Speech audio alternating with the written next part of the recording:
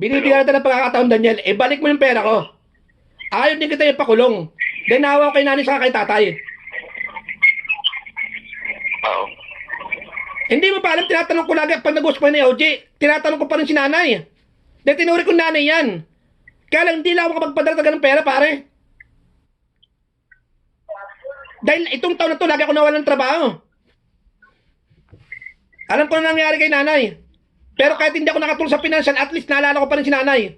Dahil sa kabutihan nila sa akin, sa si nanay, sa tatay. Hindi na kita iniisip. Ibalik mo na yung pera ko, Daniel. Kung ayaw mo makulong. Ayaw naman kita pakulong, dahil pera lang yan eh. Ibalik mo lang yung pera ko. Oo. Nagawa ko para may ibalik. Ang tanong ko sa'yo, kailan mo may babalik yung pera ko? Kaya nga sa kasi hanggang Marso sana. Sigurado ka, Marso? Oo. Sige, pagbibigyan kita sa Marso ha, ibalik mo sa akin, Daniel, yung pera. Kakalimutan ko lahat ng galit ko sa'yo, pero hindi mo rin may babalik yung dating pagsama natin. Dahil tinanggal na kita sa buhay ko. Alam ko. Oo. Sana huwag ka sumira dyan sa Marso na sinasabi mo.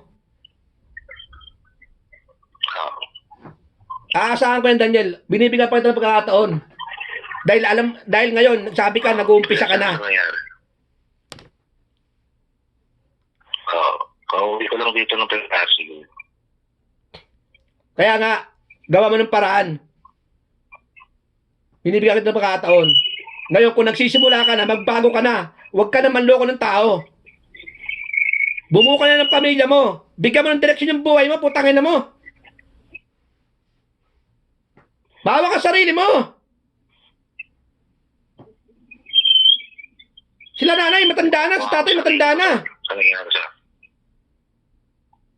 Hawa ko sa kanila. Ano yan? Kaya lang palang nalupog ako. Nataon ako. Tandaan mo, sabi ko sa'yo, Daniel. Si nanay, si tatay. Hindi ko man sila kadugo. Pero pamilya ko sila. Tandaan mo yan. Ganyan ako bilang kaibigan.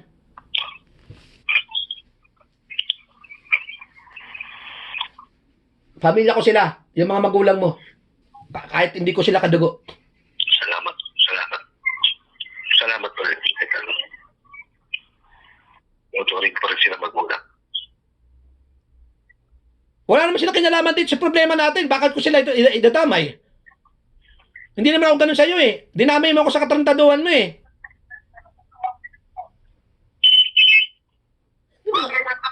Umiiyak si nanay, Daniel. Putangin na. Anak, tulungan mo yung kapatid mo. Nahihirapan yung kapatid mo. Opo, nanay. Hindi ko na pinapakita kay nanay na lumuluwa din ako. Dahil tinuro ko ng nanay si nanay mo.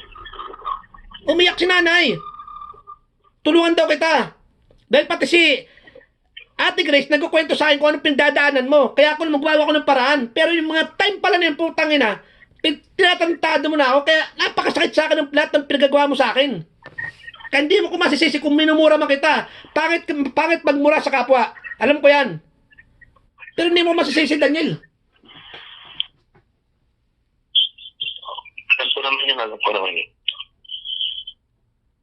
Tangay na. Talagang lumubog lang ako talaga. Talagang lumubog ako. Hindi ko alam gagawin ko. Hindi ko alam gagawin ko.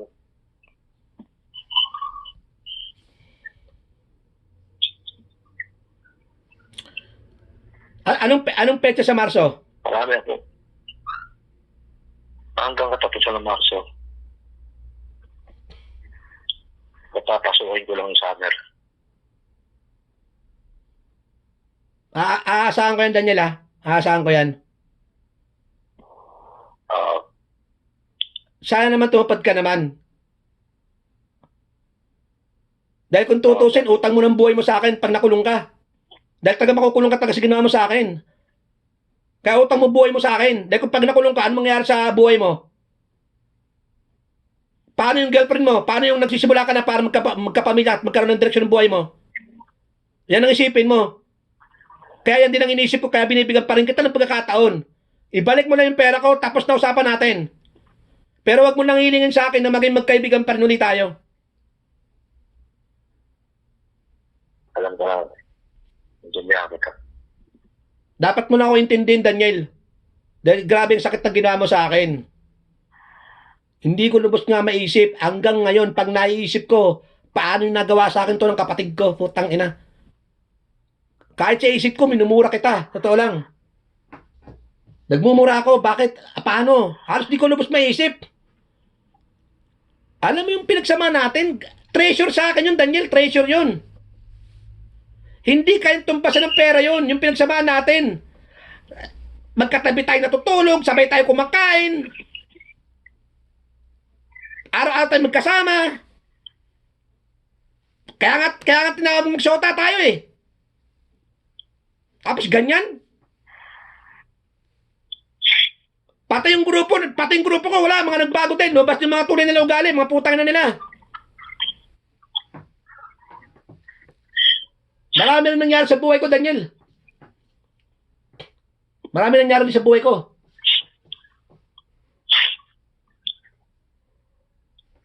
Dapat sana naisip mo, Daniel, noong time na yon. Kahit nagulong-gulo isip mo, nung baka sakali ka na kinausap mo ako, kasi asang-asa ako doon sa mga pinagsasabi mo. Kaya nga ako nagsusumikap din ako ng time na yon. Para lahat ng pangangailangan mo dyan sa Pilipinas, doon sa sinasabi mong transaksyon natin, mapunuan ko.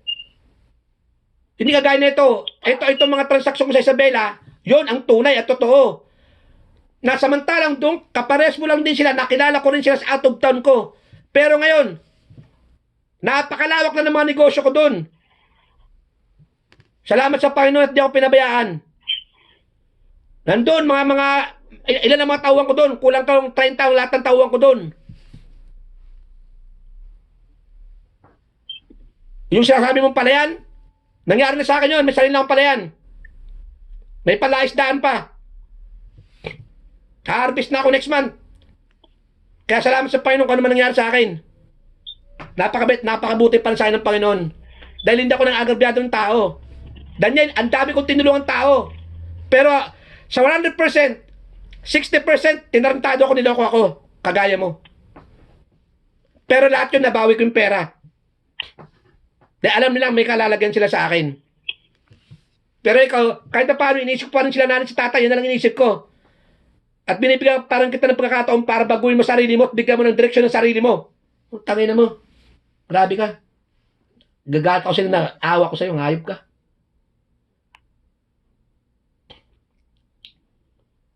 Gusto ko tulungan eh. Kaya lang, nananig yung galit ko eh. Kung karap lang kita, talagang susuntuin ko talagang mukha mo eh.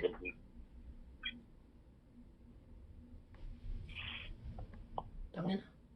Kahit sabi ni Oji, sinari, hindi na makakita, minumura ng mga naniningil sa'yo.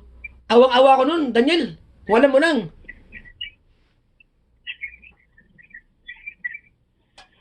Wala akong magawa eh. Hindi naman papadala. May problema na ako sa nanay ko. Pinoperang ko rin nanay ko sa mata.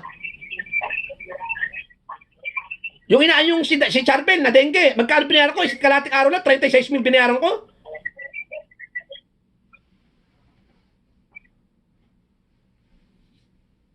Hanggang ngayon, Daniel, andito pa rin kami sa Korea. Subukan mo, tignan mo yung Facebook ko. Subukan mo. Makikita mo kung paano ko naghihirap. Nasa basurahan ako ngayon.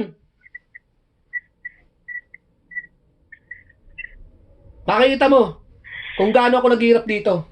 Pero salamat pa rin sa Panginoon. Pasensya ka na rin kung namumura kita, pero dapat lang sa'yo yan.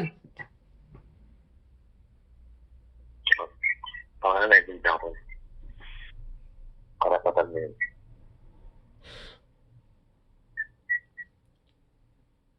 Alam mo kung naging okay sana tayo? Baka yung isang negosyo ko sa Isabela, pinagkatiwala ko sa iyo eh.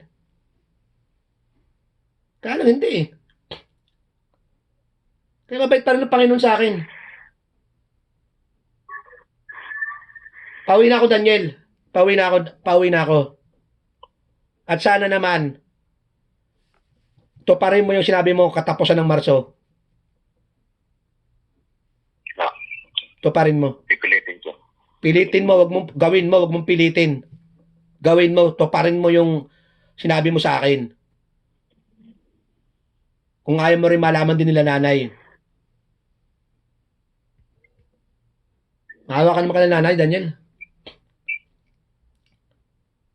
Maawa ka naman. Hindi ko rin alam kung ano sasabihin ni nanay sa'yo pag nalaman yung ginawa mo sa akin.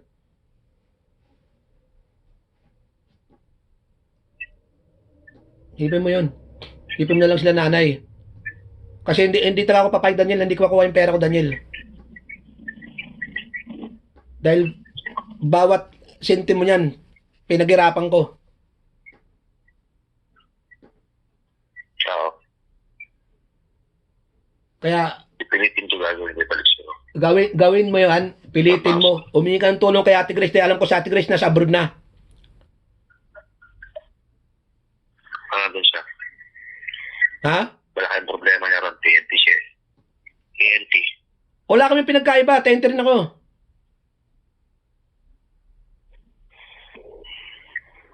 Anong bansa ba siya? Sa Bahrain. Saan? Bahrain. Mas malaking perto kaysa dito sa Korea. Palit naman ang sahod doon eh. Basta, Range lang siya ng 20K isang buwan. ano? 20,000 sa isang buwan. Ang alin? 18 niya ron. Ang sahod niya ron.